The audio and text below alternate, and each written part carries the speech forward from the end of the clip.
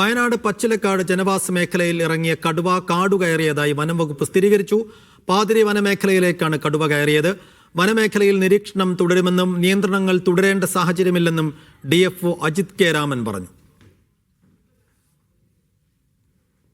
പാതിരി reserve മേഖലയിലേക്ക് പോകുന്ന വഴിയിൽ പഗ്മാർക്ക് കാണുകയും ആ പഗ്മാർക്ക് നമ്മുടെ കയ്യിലുള്ള പഗ്മാർക്കുമായിട്ട് നേരത്തെ നമ്മൾ പുളിക്കൽ മേഖലയിൽ നിന്നും പടിക്കംവയൽ മേഖലയിൽ നിന്നും ശേഖരിച്ച പഗ്മാർക്കുമായിട്ട് താരതമ്യം ചെയ്യുകയും ഒരേ കടുവയാണെന്ന് തന്നെ സ്ഥിരീകരിക്കുകയും ചെയ്തിട്ടുള്ളതാണ്. നിയന്ത്രണങ്ങൾ ഈ തുടരേണ്ട സാഹചര്യമില്ല.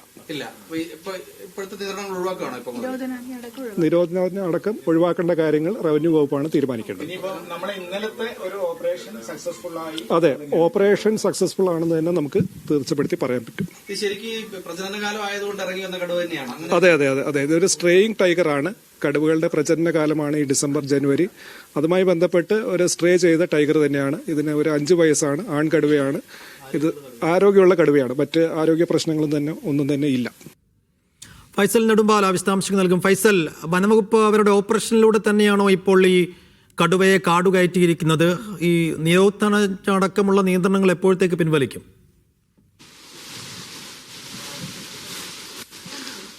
സൈഫുദ്ദീൻ, ഏറ്റവും എടുത്തു പറയേണ്ടത് വനംവകുപ്പിന്റെ ഒരു നീക്കം തന്നെയാണ്. ഇന്നലെയാണ് നമുക്കറിയാം വനംവകുപ്പ് ഈ കടുവയെ കാട് കയറ്റുന്നതിന് വേണ്ടിയിട്ടുള്ള ശ്രമങ്ങളൊക്കെ തന്നെ ആരംഭിച്ചത്. അതേ തുടർന്നാണ് ഇന്ന് കടുവ കാട് കയറിയിരിക്കുന്നത്. കാൽപ്പാടുകളാണെന്ന് ഏറെ നിർണായകമായിട്ടുള്ള ഒരു ഘടകം. ഇന്നലെ പല ഭാഗത്തും കടുവ ഉണ്ട് എന്നുള്ള കാര്യങ്ങളൊക്കെ തന്നെ അറിയിച്ചിരുന്നു. ആ ഭാഗത്തൊക്കെ തന്നെ വനംവകുപ്പിന്റെ നിരീക്ഷണവും പരിശോധനയൊക്കെ തന്നെ നടന്നിരുന്നു. ഇന്ന് രാവിലെ കൃത്യമായിക്കൊണ്ട് ഈ ഭാഗങ്ങളിലൊക്കെ തന്നെ കടുവയുടെ കാൽപ്പാടുകൾ ഉണ്ടായിരുന്നു. ഈ കാൽപ്പാടുകൾ കേന്ദ്രീകരിച്ചുകൊണ്ടുള്ള ഒരു തിരച്ചിൽ നടത്തിയിരുന്നു. കടുവ പോയ ഭാഗങ്ങളിലൊക്കെ തന്നെ, കാൽപ്പാടുള്ള ഭാഗങ്ങളിലൊക്കെ തന്നെ കാൽപ്പാട് വനംവകുപ്പിന്റെ പരിശോധന നടത്തി. അതിനുശേഷമാണ് ഇപ്പോൾ ഈ ഒരു കടുവ കാട് കയറിയിരിക്കുന്നു എന്നുള്ള വിവരം വനംവകുപ്പ് സ്ഥിരീകരിക്കുന്നത്. അത് തന്നെയാണ് ഇപ്പോൾ DFO അജിത് കെ രാമൻ നമ്മോട് വ്യക്തമാക്കിയിരിക്കുന്നത്. എന്തായാലും പനമരത്തും പച്ചിലക്കാട് ഉൾപ്പെടെയുള്ള ഭാഗങ്ങളിൽ ഭീതി പരത്തിയ കടുവ 3 ദിവസത്തിന് ശേഷം കാട് കയറിയിരിക്കുന്നു. മിഞ്ഞാന്ന് രാവിലെ 9 മണിയോടുകൂടിയാണ് ഈ പച്ചിലക്കാട് ഭാഗത്തെ കടുവയെ ആദ്യം കാണുന്നത്. ഇന്ന് 3 ദിവസം പിന്നിടുമ്പോൾ കടുവ കാട് കയറിയിരിക്കുന്നു എന്നുള്ള ആശ്വാസകരമായ ഒരു വാർത്ത വരുന്നു.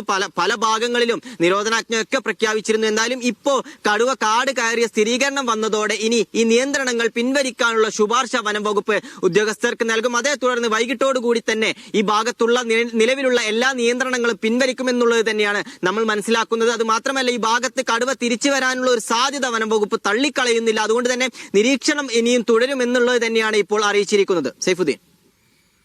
ശരി ഫൈസൽ, എന്തായാലും 2 ദിവസം നീണ്ട ദൗത്യത്തിനൊടുക്കമാണ് ഇപ്പോൾ കടുവയെ കാടുകയറ്റാൻ കഴിഞ്ഞിരിക്കുന്നത്.